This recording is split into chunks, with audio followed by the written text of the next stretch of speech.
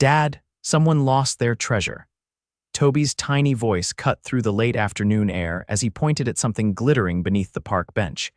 Jason Foster squatted beside his 5-year-old son and brushed away some leaves. A delicate, gold watch with a diamond-studded bezel blinked up at him in the sunlight, dainty, expensive, and completely out of place in their small town park in upstate New York. Jason turned it over in his calloused hands. "Looks real," he muttered. "Maybe it belongs to a princess," Toby said with wide eyes. Jason chuckled. "Well, if it does, I hope she's looking for it." He slipped the watch into his jacket pocket. He'd ask around town first. Somebody had to be missing something this fancy. That's when he saw her. She stood near the fountain, back straight, eyes scanning the ground, her hand brushing through her caramel-colored waves. She wore a tailored beige coat, heels too nice for the pavement, and sunglasses that probably cost more than his rent. She looked completely out of place here. Jason approached cautiously, Toby bounding beside him. "Excuse me," he started. "You wouldn't happen to be missing?" The woman turned sharply, eyes locking onto his. Hazel warm and startled. "My watch," she blurted out. "I lost it somewhere near the bench." "It was a gift from my mother." Jason nodded and pulled it from his pocket. "This it?" she gasped. "Oh my God, yes." She took it gently, fingers brushing his. "I thought I'd never see it again." Her voice trembled slightly as she clasped it back onto her wrist. "Glad I could help. I'm Jason." "This is Toby." She crouched to smile at Toby. "Hi, Toby, I'm Bianca." Toby grinned. "You really are a princess." Bianca laughed, and Jason couldn't help but smile too. Bianca stood again, eyes flicking to his calloused hands, the scuffed boots, the worn flannel. "Thank you." "I really appreciate it." "You're welcome," Jason said. "Most people would have left it or tried to sell it." "I'm not most people," she replied, then caught herself. "I mean, I'm just grateful," Jason nodded. "Well, I hope you find the rest of your day," she hesitated. "Actually, would you let me buy you both coffee as a thank you?" Jason blinked. "You don't have to do that." "I want to, please." She looked at Toby with a soft smile, and Jason caved. "All right, there's a cafe around the corner." They walked together, Toby chatting the whole way. Bianca laughed at everything he said, genuinely listening. Jason kept stealing glances at her, elegant, graceful, and completely out of place in this sleepy little town. At the cafe, she paid before Jason could get his wallet out. She ordered a cappuccino, and Jason got black coffee with cream on the side. Toby got a hot chocolate with extra marshmallows. "So," Jason asked once they sat down, "you visiting?" Bianca hesitated. "Something like that. I'm taking a break from work, needed to breathe." Jason nodded. "Yeah. This town's good for that. And you, what do you do?" "I run a small woodworking shop, custom furniture, been doing it since my dad passed." She looked impressed. That's amazing." He shrugged. "Pays the bills." "Gives me time with Toby." Bianca glanced at the little boy who was now covered in whipped cream. "He's adorable. Is it just you two?" "Yeah, his mom left when he was 2, couldn't handle the hours or the diapers." "I'm sorry." Jason shook his head. "It is what it is." "Toby's the best thing that ever happened to me." Bianca's eyes softened. "He's lucky to have you." Jason smiled. "You're not exactly what I expected today." "Neither are you," she said, then blinked. "I mean, I didn't expect to meet anyone either. I was just supposed to walk and think." "That's all." "Well, I'm glad I found your watch," Jason said. "Me too," Bianca replied, her voice quieter now. They sat like that for a while, sipping coffee, the afternoon sun warming the glass windows. Toby eventually nodded off in the booth beside Jason, mouth slightly open.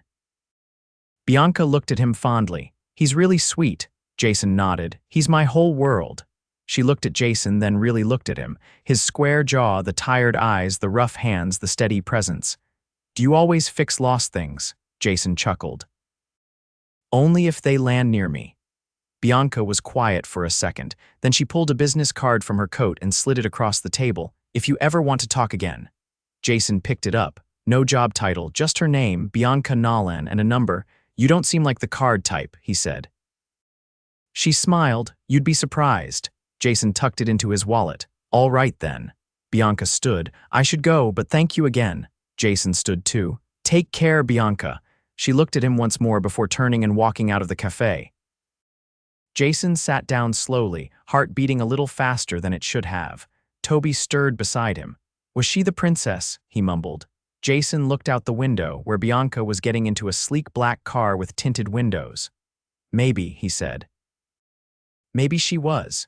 Back in her car, Bianca pulled off her sunglasses and looked at her reflection. She hadn't told him who she really was. Not the CEO of Nolan Lux. Not the youngest billionaire in Manhattan. Not the woman with a penthouse and a calendar filled with board meetings.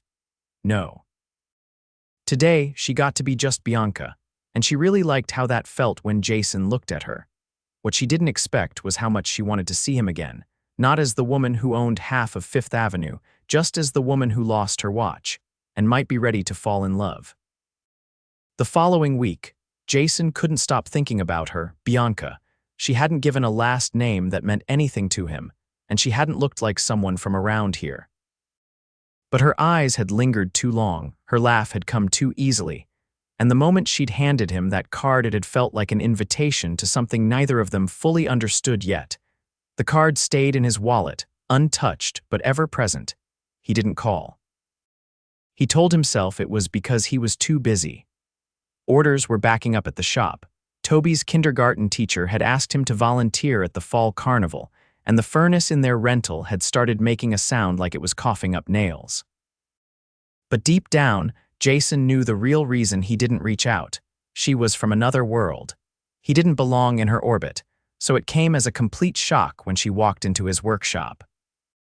On a Friday afternoon, just as he was sanding down the legs of a custom walnut table for a client in Albany, the bell above the door jingled, and in stepped Bianca, dressed not in heels or a tailored coat, but in jeans, boots, and an oversized navy sweater that hung off one shoulder like it didn't care about gravity. Jason stared at her, mouth slightly open, sawdust clinging to his shirt. "I was in the area," she said, brushing a strand of hair behind her ear. "Thought I'd stop by." He set the sander down and wiped his hands on a rag. "You were in the area, I was." She stepped inside, eyes scanning the shop. "You weren't easy to find, by the way. Your sign is almost completely faded. I keep meaning to repaint it." She smiled at that, then looked down at the table he'd been working on. "This is beautiful." "You made it." "Still making it," he said. "Client wanted something sturdy, big family, lots of dinners." Bianca ran her fingers along the edge of the tabletop, gentle and curious. "It's warm, I like that." Jason motioned to a stool near the workbench. "Want to sit?" She nodded and climbed up as he walked around the counter, still trying to wrap his head around the fact that she was here in his space, looking more real than she had in the cafe. "So," he said, leaning against the bench, "what really brought you here?" Bianca hesitated. "I thought maybe you wouldn't call." Jason raised an eyebrow. "You thought right. I figured if I wanted to see you again, I'd have to make the first move." He tilted his head. "Not used to that, are you?" "Not really," she admitted. "But I didn't want to wait around and wonder." Jason studied her. "You're not like anyone I've met around here," she smiled faintly. "That's because I'm not from around here, and you're not just taking a break from work." "No," she said, "I'm not." He waited, but she didn't elaborate. Instead, she glanced around the shop, then back at him. "You built this place?" she asked. "My dad and I did. Used to be a feed store. We gutted it when I was 19. Bianca nodded slowly. "I like it. It feels like it has a soul." Jason didn't know what to say to that. "Would you?" she said suddenly. "Want to have dinner with me?" He blinked. "You mean like a date?" "Yes," she said, voice steady despite the flush in her cheeks. "Exactly like that." Jason folded his arms. "You always ask men out in sawdust-covered workshops." Bianca laughed, soft and sincere. "Only the ones who find my watch and don't try to sell it." He looked at her, really looked at her, and something shifted in his chest. "All right," he said after a beat. "Dinner sounds good. Tomorrow night, sure, I'll pick you up." Jason raised his eyebrows. "You're picking me up. Is that a problem?" "No," he said, "just new." Bianca stood and reached into her pocket, pulling out a small folded paper. "Here's the address. I'm staying in a place just outside town." He took it, glancing at the neat handwriting. "This isn't a hotel." "No," she said. "It's a house I rented for a few weeks. I needed somewhere quiet." Jason nodded. "All right." She hesitated. "See you at 7? I'll be ready." Bianca smiled and turned toward the door. "Don't repaint the sign yet." "I like that it's hard to find." Jason watched her walk out, the bell jingling behind her. He looked down at the note in his hand, then back at the table, suddenly very aware of the heartbeat in his throat. The next evening arrived with a quiet tension he hadn't expected. Jason dressed in a dark button-down and jeans, ran a comb through his hair twice, and made sure Toby was squared away with his neighbor, Mrs. Langley, who offered to keep him overnight with her 2 grandsons. It wasn't often Jason went out, almost never really. And certainly not with a woman like Bianca. At exactly 7, headlights lit up his driveway. He stepped out onto the porch and froze. The car wasn't just sleek, it was stunning. Midnight blue, polished to a mirror finish and unlike anything he'd seen in his town. The driver's window rolled down, and Bianca leaned over from behind the wheel, wearing a fitted black dress with a high collar and loose curls pinned back from her face. "Get in," she said. Jason climbed in beside her, the interior smelling faintly of sandalwood and something floral. "This isn't a rental car," he said. "No," she said, pulling smoothly onto the road. "It's mine." He didn't ask more. After 10 minutes of winding through back roads, she turned onto a private drive that led to a gated property tucked behind old oaks and a winding stone wall. The house came into view like something out of a magazine, glass and steel balanced against restored wood beams and warm amber lights glowing from within. "Bianca," he said as they pulled up, "this isn't a cottage." "No," she said, parking. "It's not." She got out without another word, heels clicking on the flagstone path as she walked to the front door. Jason followed, silent, trying not to stare at the way the house seemed curated, like every inch had been designed with intention. Inside, it was somehow cozy and breathtaking at once. The fireplace was already lit, casting a soft glow across the open space. A long table was set near tall windows, candles flickering between white plates and crystal glasses. "You did all this?" Jason asked. "I had help," Bianca said. "But I chose everything." Jason looked at her. "Who are you, really?" She hesitated only a second. "Can we eat first?" They sat across from each other, and a woman in a crisp uniform brought out the first-course seared scallops on a bed of risotto with lemon zest and microgreens. Jason blinked at the plate, then looked up at Bianca. "I don't even know what half of this is." "Try it," she said gently. He did. And it was good, incredibly good. They talked through dinner, but the conversation shifted. Bianca asked about his high school years, how he'd learned woodworking, the story behind the old wristwatch he wore. Jason asked about her favorite cities, if she'd ever been camping, and what kind of music she listened to when no one was around. She laughed at that. Late 90s pop. "And I'm not ashamed of it," he grinned. "Not even a little, not even a little." When dessert came, something involving dark chocolate and espresso, Jason set down his spoon and met her eyes. "You said you're not just taking a break from work." She nodded. "What do you really do?" Bianca paused, then stood and walked to a side table. She returned with a magazine and handed it to him. It was an issue of Forbes. Her face was on the cover. The headline read, "The Billion-Dollar Vision of Bianca Nolan." Jason stared, then looked up at her. "I didn't lie," she said softly. "I just didn't tell you everything." He looked back at the magazine. "I didn't want to be that person with you," she added. "I wanted to be Bianca, just Bianca." Jason set the magazine down. "So you're not just rich, you're very," she finished. "Yes." He leaned back in his chair, processing. Bianca watched him carefully. "If you want to leave, I'll understand." Jason didn't answer right away. Then quietly, "You rented this house just to be somewhere no one would recognize you." I needed to breathe. He stood, walked to the window, and stared out into the dark. "I don't know what to do with this." "I didn't want to lie," she said again, voice quieter now. "I just wanted to be seen for something other than a bank account." Jason turned toward her. "You could have told me. I was afraid you'd look at me differently. And now, I'm hoping you still want to have dinner with me." Jason crossed the room slowly, eyes searching hers. "I don't care about the money, Bianca. I care that you didn't trust me enough to tell me the truth." She swallowed. "I'm telling you now." He looked at her long and hard, then softly, "All right," she blinked. "All right, I'm not walking out. But I need time to figure out what this means." Bianca nodded, relief flickering across her features. "That's fair." Jason reached for her hand. "You're still just Bianca to me, but you've made this a hell of a lot more complicated." Her fingers curled around his. "I know, but I'm still here," he said. She smiled, and this time it reached her eyes. So am I.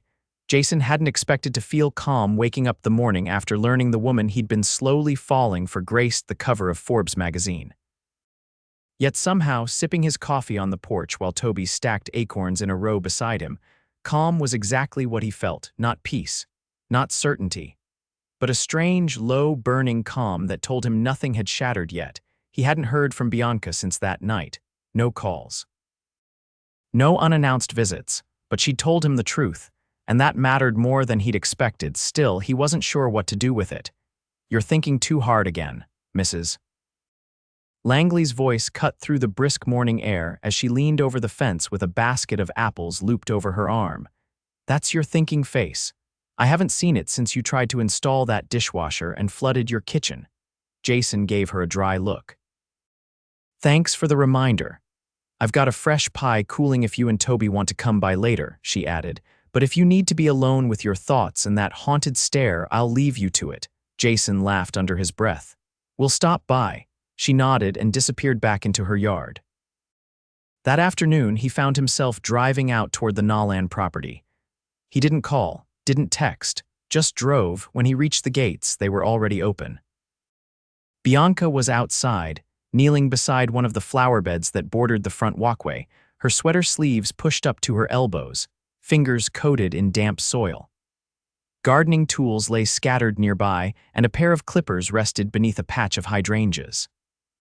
Jason stepped out of the truck and leaned against the door. "You planning to start a farm?" Bianca looked up, startled and flushed. "I needed to do something with my hands." He approached slowly, his boots crunching on the gravel. "You any good at that?" "No," she admitted. "But pulling weeds is surprisingly satisfying." She stood and brushed her hands on her jeans. "I wasn't sure you'd come." "I didn't plan to," he said. "But I was at the shop, staring at a half-finished headboard, and realized I wasn't thinking about dovetails or stain." "I was thinking about you." Bianca's eyes searched his. And I figured I couldn't keep pretending that night didn't happen." She nodded once quietly. Jason looked at her hands. "You're a long way from glass towers and penthouses." "I needed to remember what silence felt like," she said. "And I needed to know if I could still feel something real." Jason took a breath. "You found it." Bianca's throat bobbed. "Did I ruin it?" "No," he said, "but I'm not going to lie and say it's simple." "I'm not asking for simple," she said. "I'm asking for honest." Jason stepped closer. "Then here's honest. I haven't felt connected to someone like this in a long time, and it scares the hell out of me." "It scares me too," she whispered. He reached out and took her hand, the dirt still under her nails. "You don't look like someone who owns a billion-dollar company right now." That's kind of the point. They stood there in the middle of her makeshift garden until Bianca said, "Come inside. I want to show you something." He followed her through the glass doors and into the house. She led him to a wide room at the back where canvases leaned against the walls and tubes of paint cluttered the floor. The smell of turpentine and citrus oil hung in the air. "You paint." "I used to," she said, "before things got big." Jason walked to the nearest canvas. It was a half-finished portrait of a boy standing beneath a tree, dappled light across his face. The detail was astonishing. "That's Toby," he said, stunned. Bianca looked down. "I painted it from memory. I know it's not finished, but I couldn't stop thinking about him." Jason turned to her slowly. "You remembered his face that clearly." "I remember everything about that day," she said. "The way he laughed, the way you looked at him, the way you looked at me when you handed me back that watch like it mattered more to you than I did." Jason was still staring at the painting. "He'd love this." "Then I'll finish it," she said. "And it's his." Jason turned back to her. "You're full of surprises." "I'm tired of hiding them," she said. "I know this whole thing is upside down. I know I should have told you who I was the second I gave you that card. But I liked the way you looked at me when you didn't know." "I liked not knowing," he admitted. "But I like this more." Bianca looked up at him, eyes wide and vulnerable. Jason stepped closer and touched her cheek, his thumb brushing a faint streak of green paint. "I don't care about the money. I care that you're real with me." She nodded, her breath catching. "Can I kiss you now?" he asked. She didn't answer, she just leaned in and met his lips with hers. It wasn't a slow kiss. It was urgent, full of all the questions neither of them had dared ask, the kind of kiss that left no room for anything but truth. When they finally pulled apart, Jason rested his forehead against hers. "I don't know where this goes," he said. "Neither do I," she replied. "But I want to find out," Jason chuckled softly. "That painting's gonna get framed." Bianca smiled, the kind of smile that reached into her soul and pulled the light back out. "Just make sure he doesn't use it as a coloring book," Jason laughed. No promises. They spent the rest of the day in that room. Jason sat on the floor beside her while she painted and talked about the first piece she ever sold to a gallery in Prague.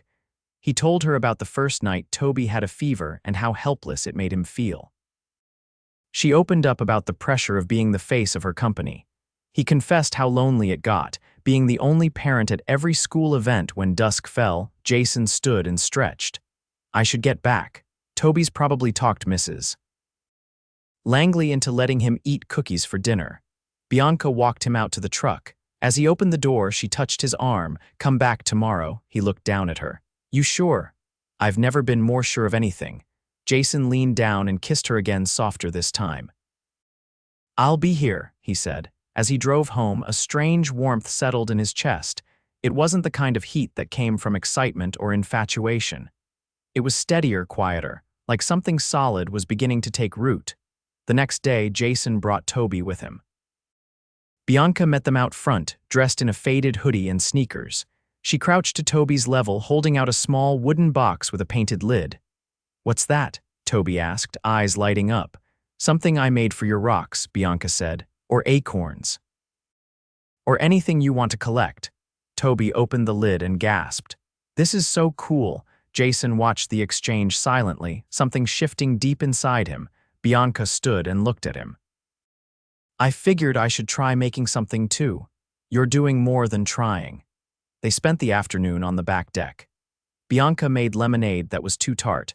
Toby spilled it twice, and Jason helped her replant the hydrangeas she'd accidentally uprooted the day before. When the sun began to set, Bianca turned to Jason, her voice low. "I want this to work," she said. Jason nodded. "Me too. But I need you to know something." He waited. "I'm not going back to that other life, not the way it was. I've told my board I'm stepping back for a while." "They're not thrilled, but they'll survive." Jason blinked. "You're stepping away from your company." "I built it to give me freedom," she said. "Not to trap me. And if I'm going to be with someone, really be with them, I have to be present." Jason took a moment, then stepped forward. "You keep doing things like this, and I'm going to fall in love with you." She looked up at him. "Then I'll have to keep doing them." Jason took her hand. "Good, because I'm already halfway there." She smiled, her fingers tightening around his.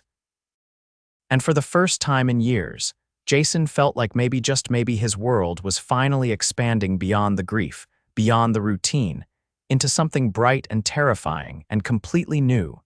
Jason didn't like dressing up. He never had, not even as a teenager when his mother used to press plaid shirts with extra starch for school dances. But tonight, standing in front of the mirror in a navy suit, Bianca had sent over tailored without him ever stepping foot into a store he didn't protest. Not when he saw the way Toby had gawked at him, wide-eyed like his dad had turned into a superhero. "You look like the men in those movies Mrs. Langley watches," Toby had said, kicking his heels in excitement. Jason adjusted the collar. "Let's just hope I don't have to dance." Toby had already been picked up by Bianca's driver, off to spend the weekend at a farm Bianca had rented for him and the Langley boys, complete with pony rides, hay bale mazes, and a barn sleepover. Jason had protested at first, but Bianca had only tilted her head and said, "He deserves joy without limits." Now, Jason was driving into Manhattan for the first time in over a year. The city lights hit differently when you were headed somewhere that didn't belong to you.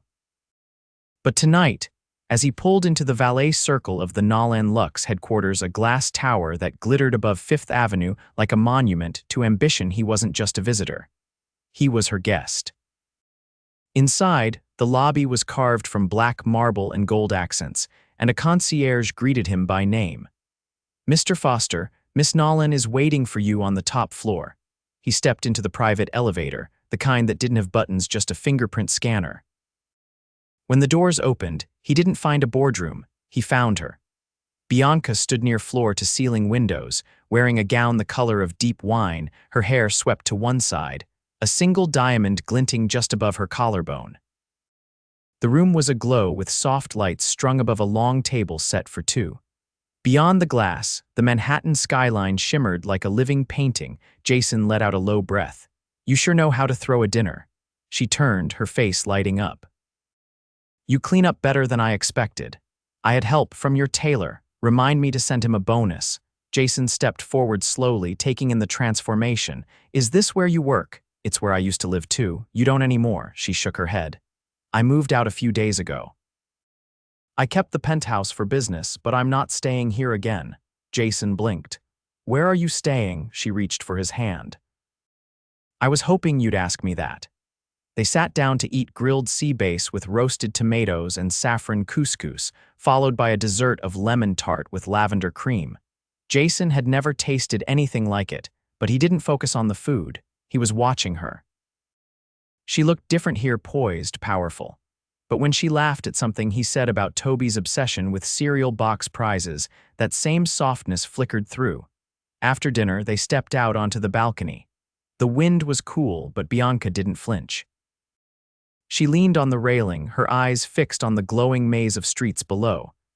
"I spent years believing I needed to be this," she said, gesturing toward the skyline. "Polished, untouchable, always 3 steps ahead." Jason joined her. "And now," she turned to him, "now I want to be known. Not managed." Jason studied her. "You're doing that with me," her breath hitched.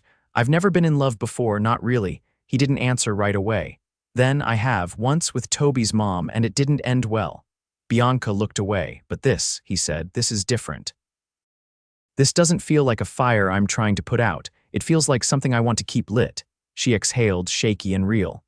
"I've had 5 proposals in my life. All of them were strategic." Jason raised an eyebrow. "You're telling me that now?" "I turned them all down. I didn't want to be someone's asset." Jason leaned closer. "You're not anyone's asset, least of all mine." "Then tell me what I am to you." He didn't hesitate. "You're the woman who made my son laugh without trying. You're the woman who paints from memory and pulls weeds in $1,000 shoes. You're the woman who made me believe I could have something again."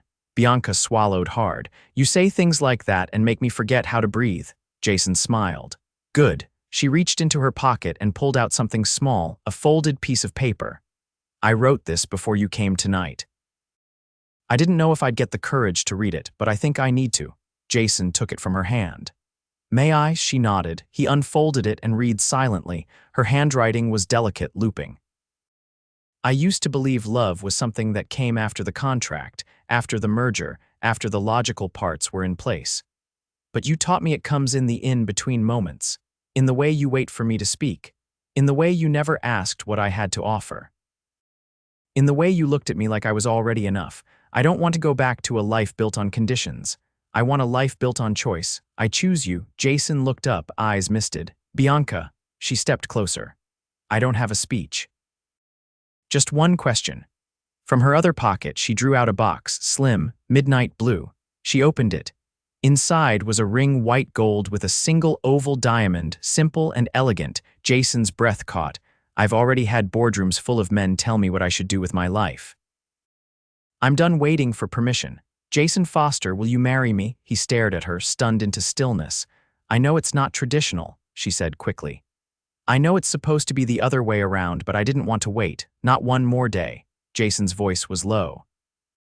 "You really think I'd say no?" She blinked. "You might. You didn't even call me after our first meeting." "I didn't call you because I didn't think I'd be enough." Bianca stepped closer. "You're more than enough. You're the reason I stopped running." Jason took the box from her hand, staring at the ring, then at her. "I want to be the one who wakes up next to you when the world feels too loud. I want to bring you coffee when your paintings smudge. I want to build you a bed so beautiful it makes you cry from joy. And I want to raise Toby with you because he deserves someone who knows how to love without limits." He dropped to one knee. Bianca gasped. "Wait, I already proposed." Jason smiled. "I know. Now I'm saying yes." He slid the ring onto her finger, his hand steady. She looked down at it, then at him, her eyes shining. "Don't let go," she whispered. "Not in this lifetime." They stood on the balcony while the city buzzed below, wrapped in quiet and silver starlight. Later that week, Jason brought Bianca home to meet the town no press. No photographers, just her in a sundress and sneakers, sitting on a porch swing while Toby showed her how to whistle through a blade of grass. The townsfolk had questions, of course, but Bianca didn't come as a billionaire. She came as Jason's fiancée, and when she walked into his workshop and asked where she could hang her apron, Jason didn't hesitate. "Wherever you want," he said. "You're home." The wedding was held in the backyard under a canopy of fairy lights that twinkled like constellations. Toby stood beside Jason, holding a basket of rose petals he'd insisted on using despite being too old for it. Mrs. Langley cried through the whole ceremony. Bianca wore a dress that caught the breeze like it was made of it. Jason wore a suit that still felt a little too tight but perfect for the moment. They didn't write vows, they just looked at each other, and that was enough. Bianca didn't return to the city full-time. She kept the company, yes. But she ran it from a home office Jason built for her, with wide windows and a door Toby was allowed to knock on any time he wanted. They didn't need a penthouse. They had a porch swing, a garden they were learning to keep alive, and a little boy who laughed louder than the wind. And when people asked how it all began, Jason would smile and say, "She lost her watch." "I found it," Bianca would lean in and add, "and somewhere in between we found each other." Bianca stood at the edge of the orchard, her bare feet pressing into the cool grass, the late September sun casting long golden beams through the branches. Jason was somewhere behind her, helping Toby find the last of the ripe apples before the season slipped away. She could hear their voices, Toby's laughter, Jason's deeper tone, and it filled her chest with something too strong to name. She had spent most of her life looking forward. Meetings. Launches, expansion plans. Every step calculated, every moment accounted for before it ever happened. But this being here with them was the first time she felt like she wasn't running towards something or away from it. She was simply still. Jason's voice floated closer. "He insists the best ones are always the ones just out of reach." Toby ran ahead, clutching a red apple in both hands. "I found the biggest one in the whole orchard." Bianca crouched down and opened the empty basket beside her. "Then we better make sure it gets a good spot." Toby dropped it in with exaggerated care, then flopped onto the grass, arms spread.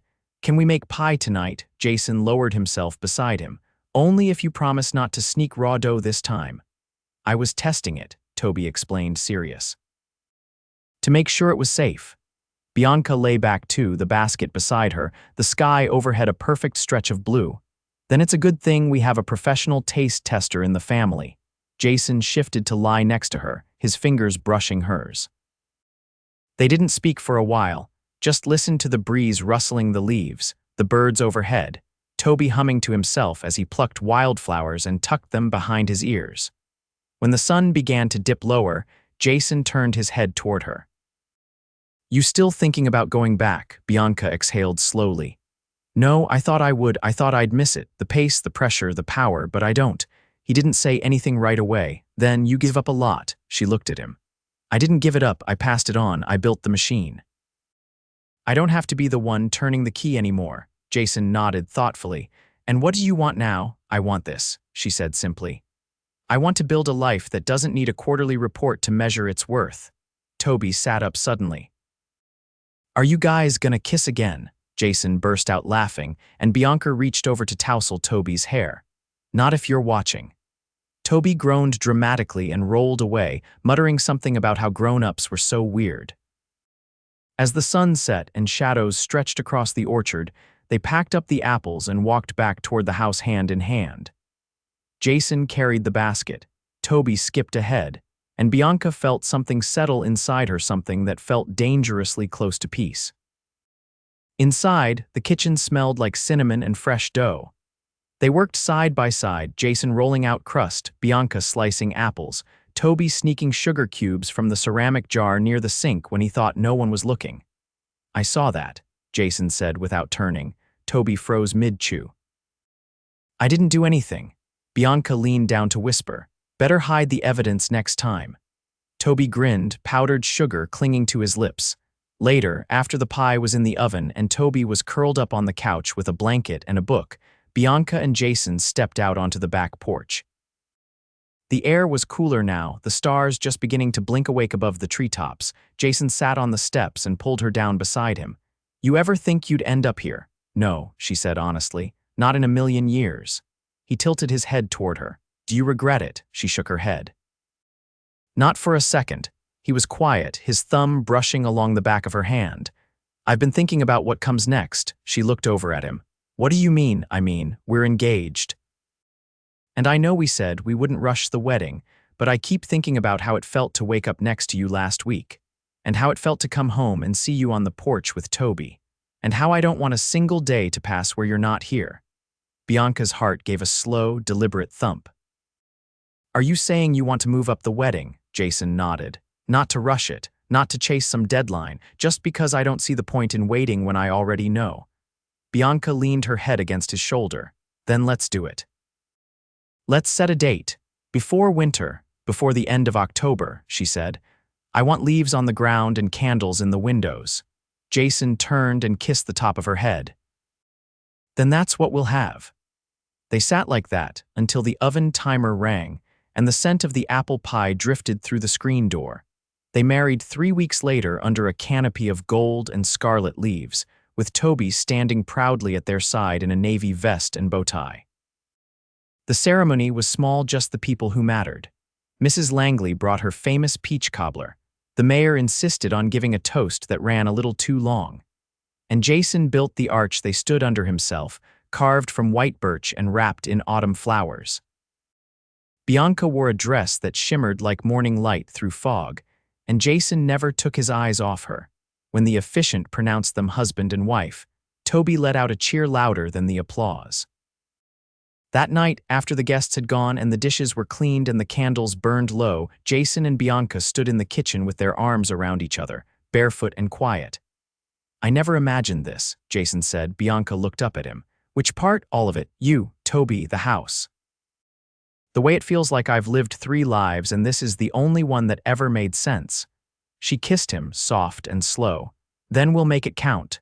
They didn't honeymoon in Paris or Fiji. They spent a week in a lakeside cabin 2 hours north, just the 3 of them, fishing and eating grilled cheese by the fireplace. Bianca read books she'd never had time for. Jason taught Toby how to skip stones. And every morning, Bianca woke up in his arms, the sound of birdsong outside the window and the quiet certainty that she was exactly where she was supposed to be. 6 months later, Bianca opened a community arts center in town. It was housed in a renovated barn Jason had helped restore, with wide open rooms and tall windows.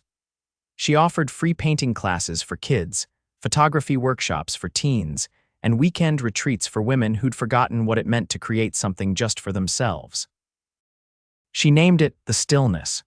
Jason's furniture filled the space: benches, tables, easels.